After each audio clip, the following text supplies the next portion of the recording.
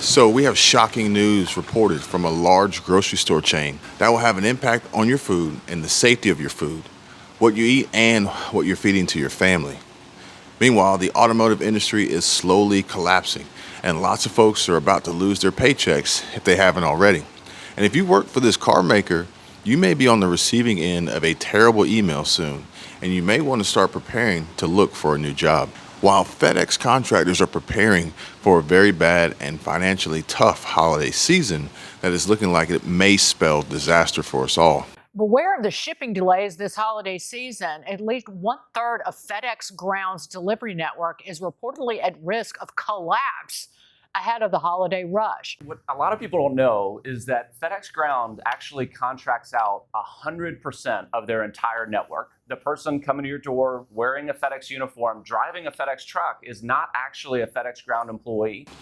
And gold falls on stronger US dollar. More on that in just a minute. And I just want to follow up with some answers to some questions that I've been getting asked a lot more recently through emails and private direct messages. So, if you want me to explain more on how you can start a side hustle, build your own small business that generates much needed passive income, and do it all without a large upfront cash, capital, or credit, just reach out to me. My contact information is in the description below. And if you're interested in starting a YouTube channel, which I'm getting more and more requests about every single day, I can show you how and share with you some of the best ways to do it starting in 2022 and being prepared for the changes that YouTube is rolling out for 2023. So you can work with the algorithm instead of against it and start earning some much needed extra income. And I'll just say this, it doesn't always come down to how many subscribers you have or how many views your videos gets either. There are ways that I can show you how you can easily start earning some really good money on YouTube just starting out, and you can even do it without ever showing your face on camera if that's a concern for you. So let's talk about that. My contact information is below. All right, now let's get right into it. Gold futures on the COMEX division of the New York Mercantile Exchange fell yesterday as the US dollar strengthened. The most active gold contract for December delivery fell $14.5 or 0.82% to close at just over $1,748 per ounce. And the Chicago Fed National Activity Index rose in July from a revised reading of a slight decline in June, beating the consensus forecast from economists polled and further driving down gold and investor confidence in the precious metal. Investors are also waiting for Federal Reserve Chairman Jerome Powell's speech at the Federal Reserve's annual Economic Symposium in Jackson Hole, Wyoming later this week, hoping to get a hint on the plan for interest rates. So stay tuned for that. Silver for September delivery fell 19.1 cents or 1% to close at $18.8 per ounce. And platinum for October delivery fell $20 or 2.25% to close at $868 per ounce. And I want everyone to be very careful because the supermarket news reported unsafe food and dirty slicers inside a Miami-Dade Publix that failed state inspection. A North Miami-Dade Publix failed a Florida Department of Agriculture inspection last week. The Publix at 14641 Biscayne Boulevard remained open and operational because, unlike failed restaurant inspections by the Florida Department of Business and Professional Regulation, Department of Agriculture failed inspections of supermarkets, grocers, convenience stores, food processors, distributors, and storage facilities don't close the establishment. But an inspector can put stop use orders on enough equipment or areas that management decides the establishment can't operate efficiently enough to open. So, you may have actually experienced this before at other grocery stores or convenience stores when certain departments are closed or not operational for periods of time. Usually, we're told it is because they can't find anyone who wants to work. But in all actuality, it could have been because the Department of Agriculture put a stop use order in place and shut them down. Ask Senate Minority Leader Mitch McConnell, and he'll say it's just because Americans are flush with cash from those stimulus checks and they don't want to go to work. But we know that's not true. Now, here are some of the 54 violations inspectors found. Not all, just some. In the seafood area, there was a bulk netted package of live clams commingled with dead ones located on the ready rack inside of a walk-in cooler. That's a no-no. The deli area had multiple meat slicers not cleaned and sanitized within the 4 hours, stating that they were used at 8 a.m. and were not cleaned at 12:05 p.m. Also, the deli area's 3-compartment sink had soil buildup through the compartments, and still in the deli, old food particles throughout the bottom shelves of a prep table next to the cooking station, and multiple single service items stored inside of a box with old food particles located on the bottom shelf of a prep table next to the cooking station. The deli walk-in cooler had not only a soiled floor, but standing water.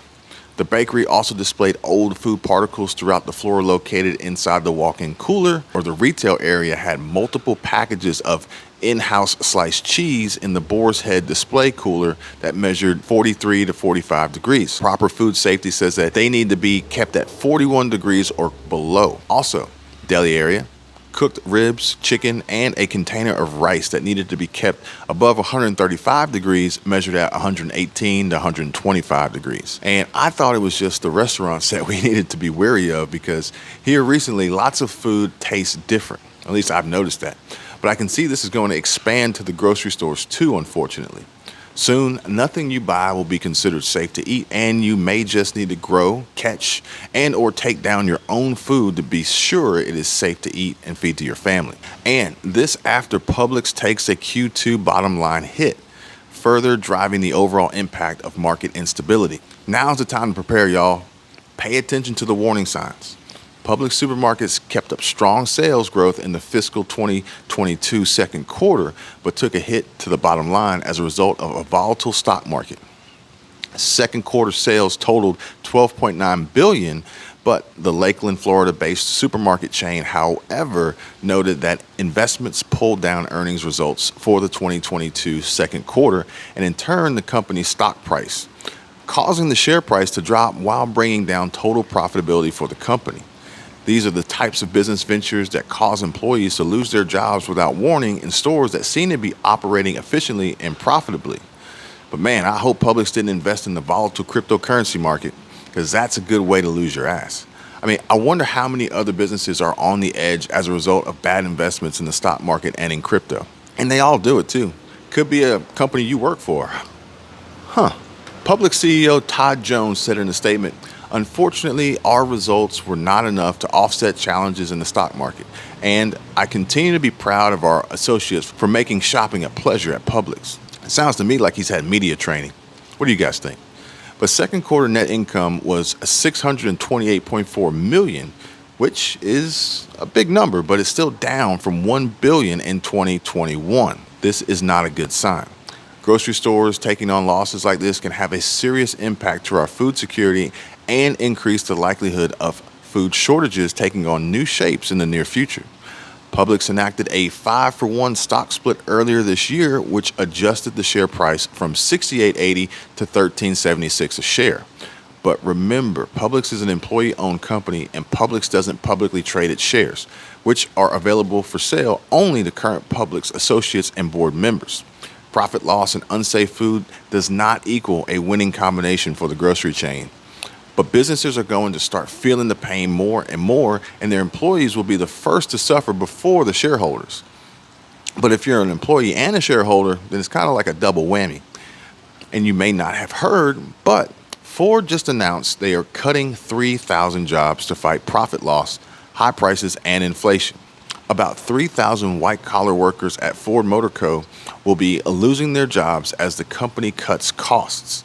They say this is to help make the long transition from internal combustion vehicles to those powered by batteries. Now, this has Biden written all over it. Leaders of the Michigan automaker made the announcement yesterday in a company-wide email saying that 2,000 full-time salary workers would be let go, along with another 1,000 contract workers.